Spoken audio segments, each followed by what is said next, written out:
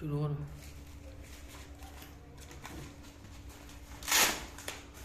আমরা অটো মেশিনে কীভাবে পেশেন্টের বিপি চেক করবো, এইভাবে থাকবে। এবারে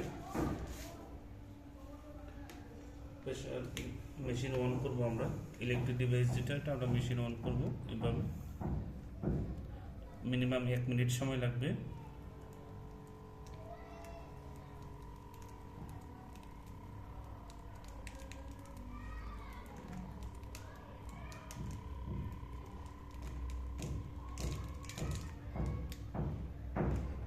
লিড আসতেছে, লিড আসবে এখন।